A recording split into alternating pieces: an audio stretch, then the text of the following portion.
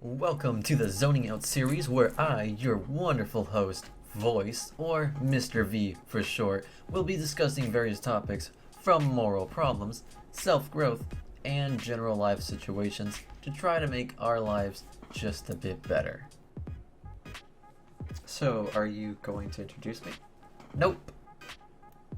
With introductions out of the way, let's get into today's main topic.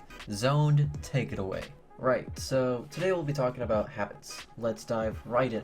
So, let's get all the questions out for review first. What are habits? Get on with it. You're taking 10 years to say something important. I'm getting to it, jeez. Habits are a routine of behavior that is repeated regularly and tends to occur subconsciously.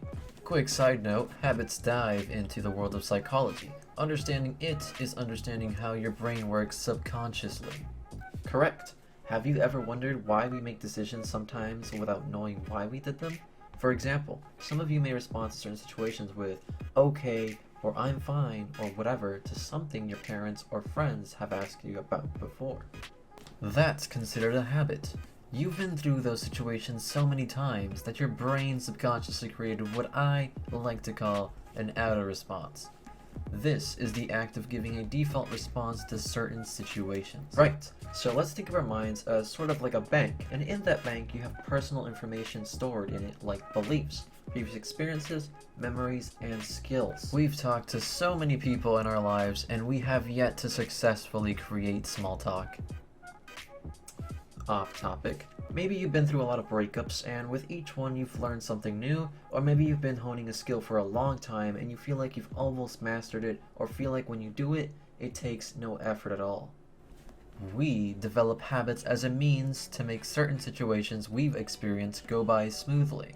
Therefore, it makes those situations efficient. Right. A good example is hiding a body after a murder. Once you've killed a lot of people, it gets pretty easy to hide a body. You just have to look like you have a stick up your ass and walk away from the scene. People will give you dirty looks, but they won't say a word. Can we go through a video without you mentioning weird shit? That's weird? That's a normal Tuesday for me. You need help. And that's why we created this channel. Anyway, so now we have to answer the question, how do we develop a habit? You already told them. It's by doing something repeatedly over and over again. Right, but wouldn't you want to know how long it would typically take to make something a habit? That's fair. In order to develop anything into a habit, not only do you have to do what you want to do repeatedly, like a dance movement, but you have to do it 30 minutes a day at the bare minimum. In a study done by a well-known female psychologist, Philippa Lally et al. In 2010, she found that the average for humans to turn something into a habit is estimated to take 66 days in total. However, the exception to this is that it can take anywhere from 18 to 254 days if you manage to survive death's kinky ways. Morbid and weird, but true, and it is all determined by how long and consistent you do it. So, how can our obviously dumbfounded guests adapt this information to their lives before their inevitable demise? Right, so now it may sound daunting at first, but there are a lot of easy and fun ways to go about developing a habit. And before we get into it, take a moment to consider leaving a like and sub to the channel. It'll help to support our cause and let YouTube know that our content is helpful. If you have any questions about it, let us know down below. It literally only takes 5 seconds to do that. I've timed it. How did you manage to do that? Do what? I mean, you don't have a body, so I would assume you can't do anything but speak. I don't have to tell you anything. Stay on your own lane, bro. Dang, sorry, dude. Moving on. The most effective way to develop a habit is by setting goals. Studies shown that by setting up goals, you feel more self-confident. There's an increase in motivation and autonomy. Ha! You can't be more self-confident if you're a depressed connoisseur like me, or like a supreme arrogant ass. Joke's on you, that's a compliment to me. Anyway, a study done by the psychologist Gail Matthews found that 33% of the people has had more success in achieving their goals by setting them than just winging it. A very fun ways of setting goals is by treating yourself like a dog. Whenever you complete a goal, give yourself a biscuit like the bitch you are. That's kinda kinky, not gonna lie. And it works too! Best of both worlds, in my opinion.